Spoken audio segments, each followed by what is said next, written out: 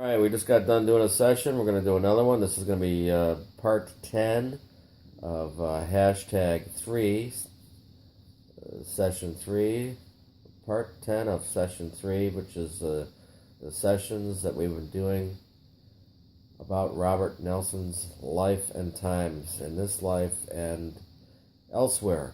It is 1:20 in the morning on August 4th. 2016. Take it away, Bob. Okay, here we go again. One of the topics I wanted to deal with on this session is a continuation from before on session 9. And that's a wholesome and healthy way to deal with, I'm going to say, metaphysics in general and psychism in general. Some people will say, don't you say the name of Jesus before you pray in the name of Jesus before you do these things? Well, let me explain something. Jesus is an English version of the word Yeshua, the name Yeshua, from 2,000 years ago, my name back then. But the concept, the personage of Jesus is a bridge between us and our true identity. It is actually a bridge between us and a place we never ever left. Think of God, Creator, heaven, as a place you actually never left. Because you didn't. But what you did was you sort of fell asleep and had dreams of different types. And some of these dreams have been happy dreams, some of them have been bad dreams. But all of them have convinced you you're not God, you're not in heaven, you're not heaven. These dreams have convinced you that.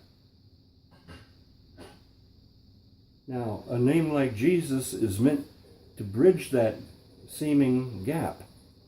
It's not an actual gap, it's a seeming gap. That name is meant to remind you of your birthright, to realign you with the true identity that you really are, with God, and as heaven. Remember earlier I said in a previous session, you don't go to heaven, you are heaven.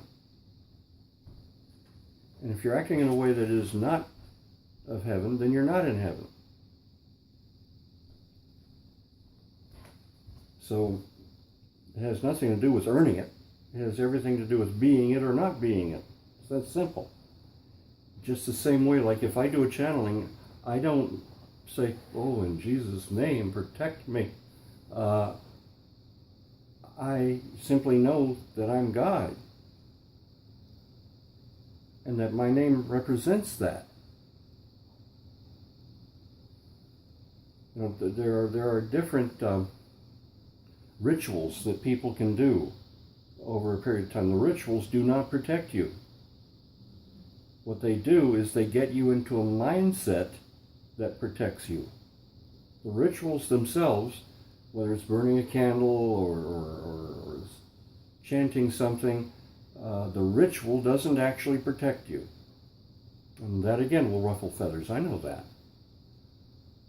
But the ritual simply prepares you to get yourself into such a mindset that you are that identity that is your true identity of God, and so therefore you're protected already. So this is some clarification I'm attempting to give those who are interested in psychism and metaphysics, psychic phenomena, and working in those areas. To simply just jump into it as willy-nilly, no, that's not safe. One of the areas that I firmly warn against is automatic writing. I actually attempted automatic writing back in the 1960s and found it to be potentially quite harmful. What happened to me in the early 80s when God was writing through me, that was with God. That was a whole different whole different situation. And I was not imposed upon to do it. The presence was there and requesting, and I honored the request. I could have said no and it would have been fine. So please, when you approach the realms of metaphysics or psychic phenomena or psychism or channeling or any of this, do it with a level head and have a clearer understanding of what you're actually trying to promote. And again, I tell you, I promise you, the best you can ever channel is going to be God. And that doesn't mean you sit down and you channel God, I am the voice of God. No, it means the way you live your life, the way you treat those around you as yourself, that's channeling God. Doesn't get any better than that. To move on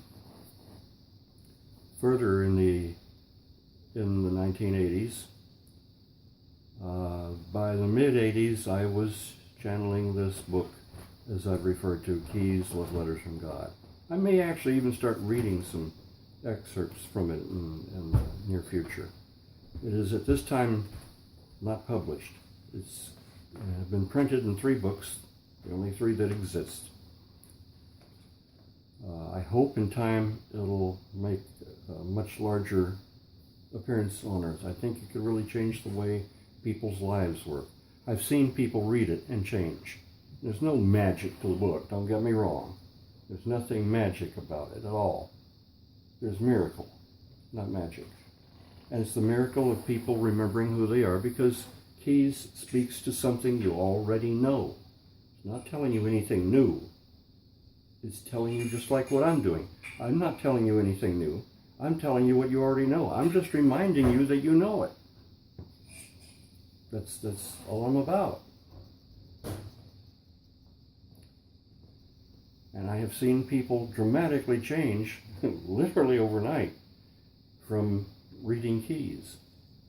In fact, when people first began to read it, they'd call me the next day, even at work, and cuss me out. Damn you, Bob. I was just going to read a couple of the little letters in here and say I read the book when I wasn't going to read all of it. Well, I was up until 4 in the morning reading because it was like God was talking directly to me and I couldn't put the book down. I didn't get any sleep. And then their lives would change afterwards because they would change them. The 1980s was a strange mix. One of the things that happened to me as a byproduct of channeling the book Keys was coming to grips with the fact that I was gay, that I am gay. And not trying to just shove it to the side and ignore it, and not fighting a war against myself about it, but declaring peace instead of a war, and giving myself unconditional love. Because if it's love, it's unconditional. If it's conditional, it ain't love. If it's conditional, it's control. Whole different situation. I found the ability to deal with the fact that I was gay. At that time, I told my parents about it. They were very upset. But they did accept it, and they accepted me. They weren't happy about it. You didn't do that till you were 40 something, right? No, I was like 35. Almost, not far from 40. And I remember one day, shortly afterwards, my mom came over to the cottage where I was living, and she was in tears. She had been crying for 3 days in a row. And she was saying, is there anything I can say to convince you that you're not gay? And I said, no, so don't bother. And I said, you don't understand, you see, I've learned to love myself unconditionally. She said, well, I'm glad you've learned to love yourself. And I said, yeah, because you see, now I can give you the same kind of unconditional love. If I don't have it for me, I can't give it to anyone else.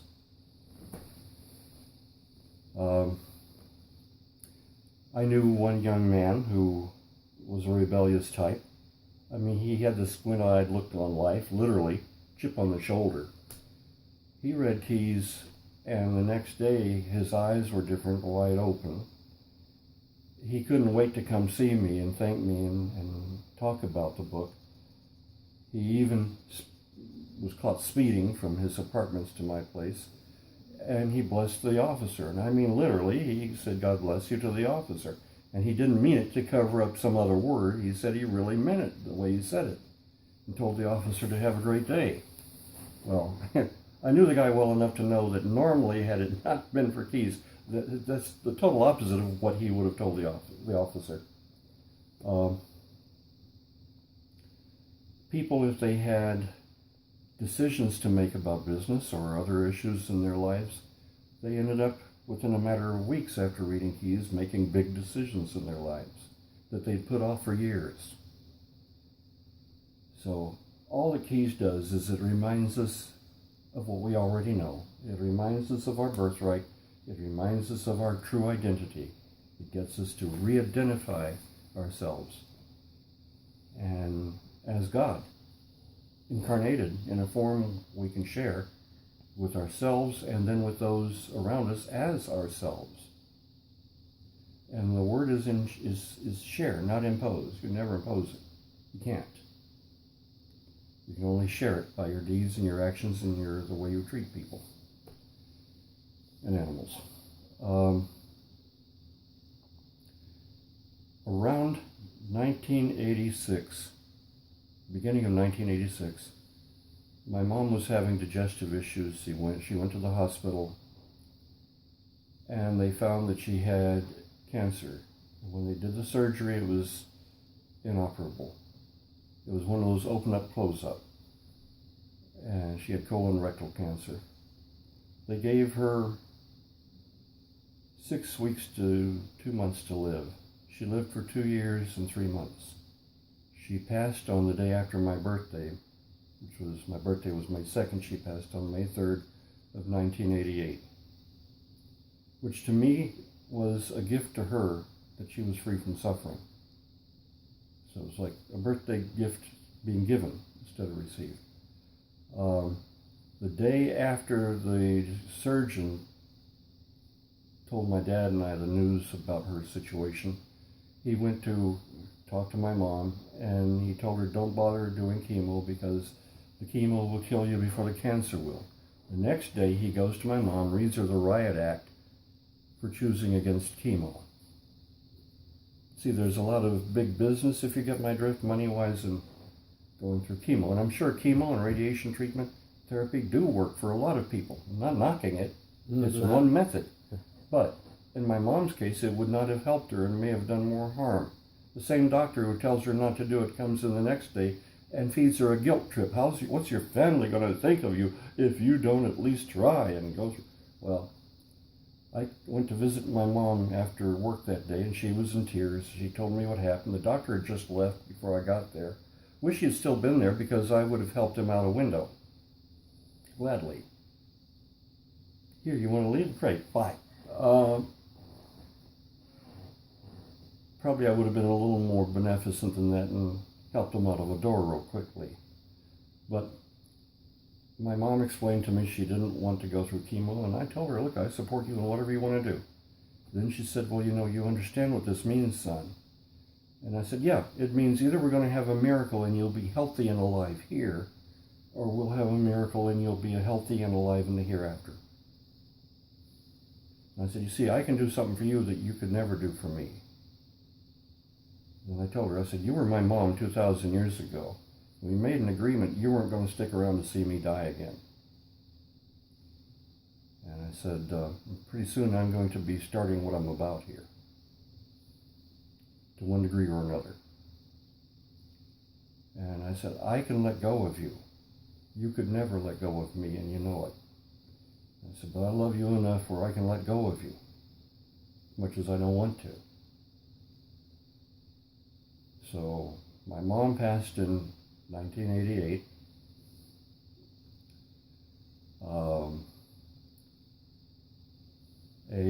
It's interesting, the day that she passed, I had gone to teach at the sheltered workshop, and I had my first morning class, started at 8, ended at 9. I had gotten on the speaker system, called my next class to come in, my 9 o'clock class. My dad phoned me immediately to say that Mom's passed. And I told the class when they came in, I said, I'm sorry, I've got to send you back to your other classes at your workstations where you can learn what you're doing there, because I have to go help my dad make funeral arrangements for my mom. I got in the car to go home, turned on the radio, which I normally don't have the radio on when I'm driving. Probably with my driving it's better I don't. I'm teasing, I'm joking. As Paul, I'm sure, can tell you. Anyway, I turned the radio on, and Happy Trails was playing, Gene Autry's song. My mom used to sing that to me by the hour when I was a real little kid. She'd be holding me on her lap and rocking in a rocking chair and singing Happy Trails until we meet again. That blew me away. It was her way of coming through to me.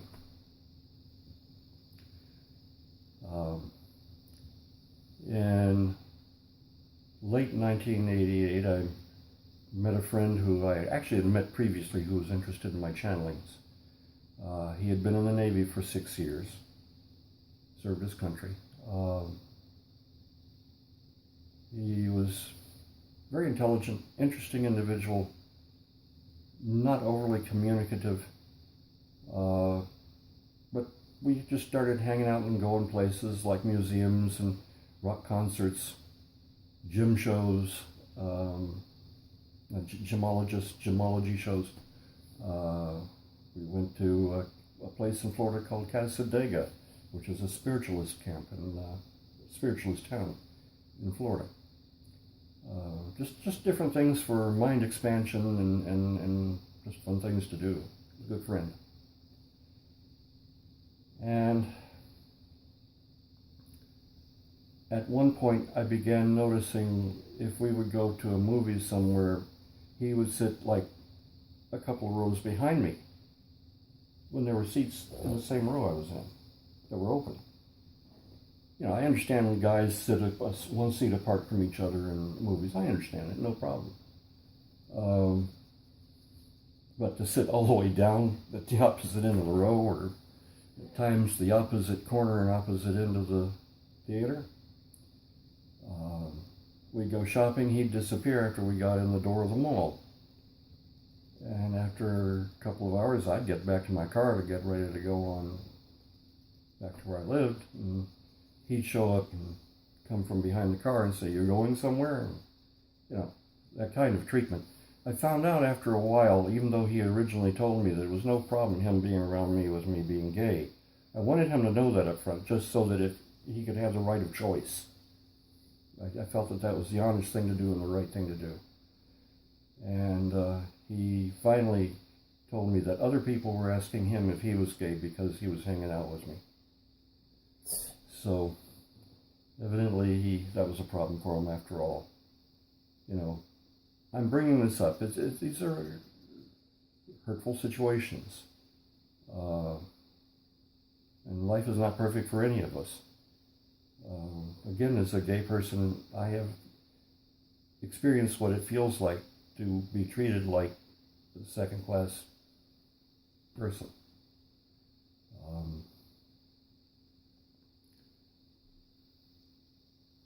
The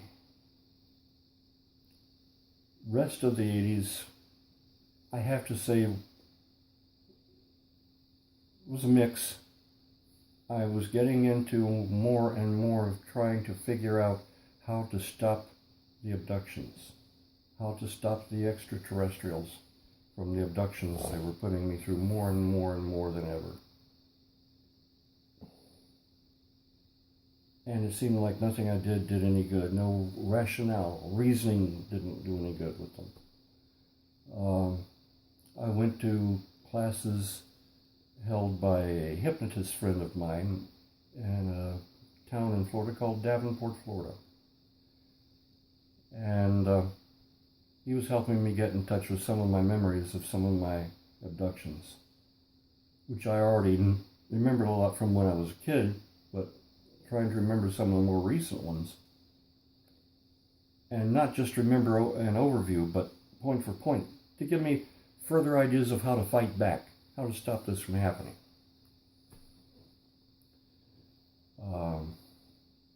I also channeled Michael at his place at times. As this went on,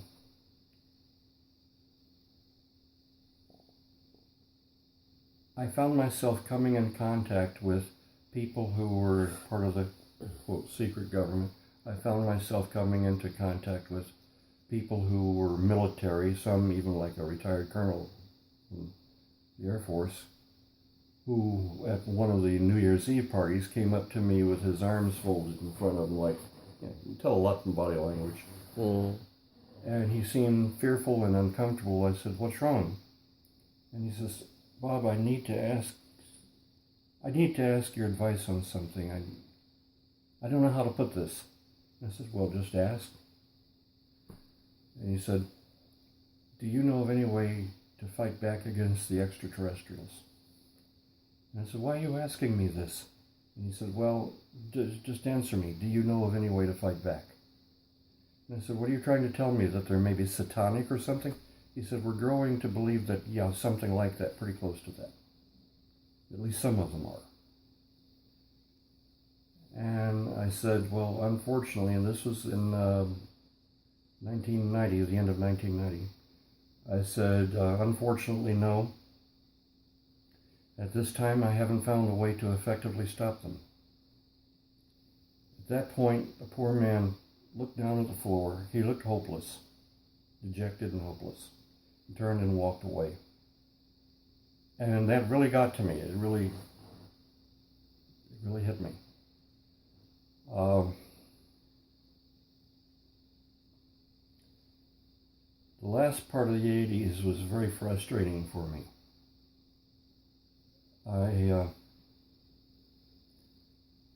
At times when I would be abducted, they would abduct my dog, John Boy. I would be trying to put up resistance, and the gray would look at me and catch my gaze and direct it over to another table where John Boy would be sitting up. That was to tell me, "Cooperate or we hurt him." And so I would cooperate.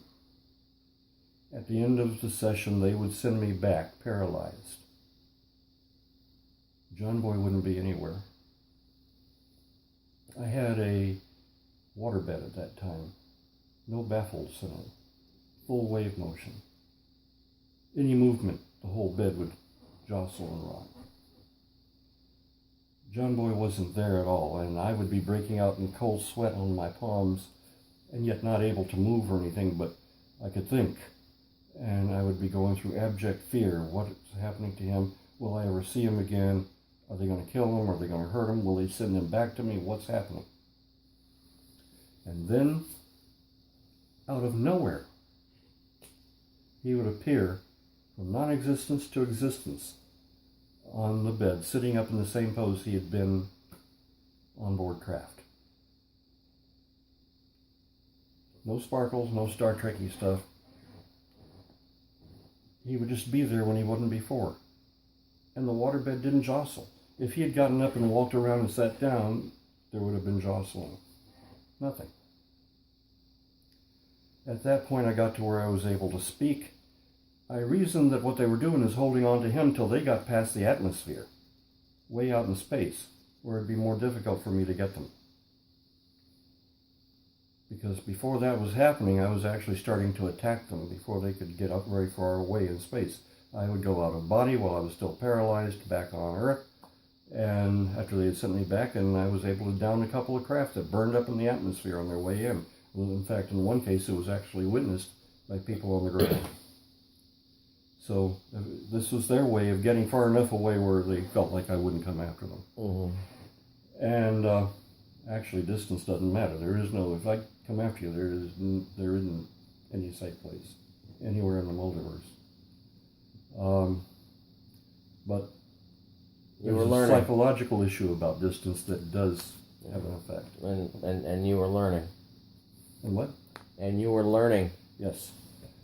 John Boy would appear out of thin air And I would ask him, "Are you okay?" And he'd look over at me very sullen looking. Then I'd say, "Well, where did you go, John?" And he'd look up at the ceiling. And then I'd say, No. Where were you, John? Where did you go?" He'd either look back at the ceiling or he'd look up at the window and out. There's a window by the bed. He was up in space on the ship with me during the abduction. And then I would say, "Were they nice to you? Were they good to you? Did you have a good time?" And he'd look sullen.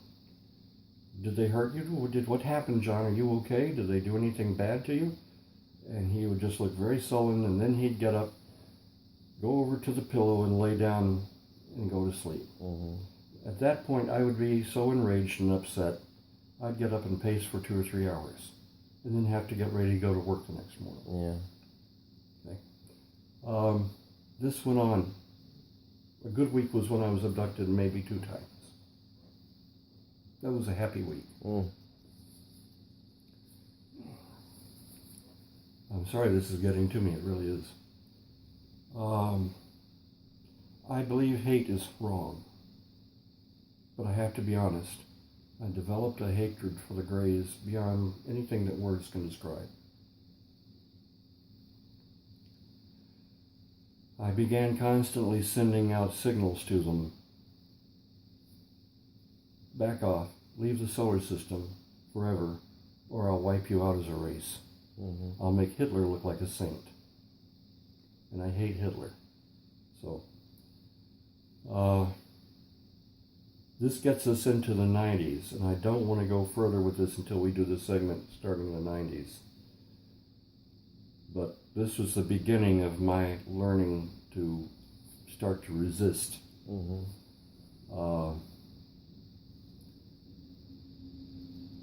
Some of the things they did to me were quite painful.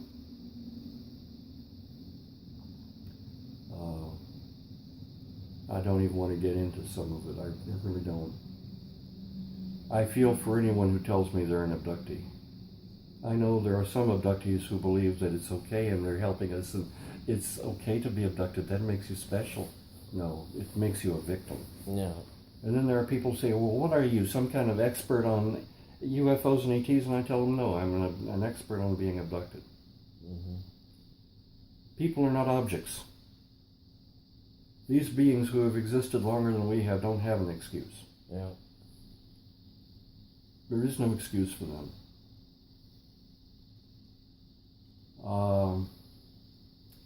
And frankly, I need to break this session now because it's kind of overwhelming me right now. The people watching this don't know what I've been through. Yeah. And well, the fact that they would abduct my dog, and he took it so seriously that if people came to visit, and I'd warn them, don't start talking about the ET issue because he won't have anything to do with it. Okay, during the course of conversation, they'd begin talking about UFOs or ETs. John Boy would get up and leave the room. And when not until the topic of conversation changed would he even come back into the room. Right. He was that upset about it. So I'm just so sorry he was pulled into it because of me. Anyway, enough said for now. All right.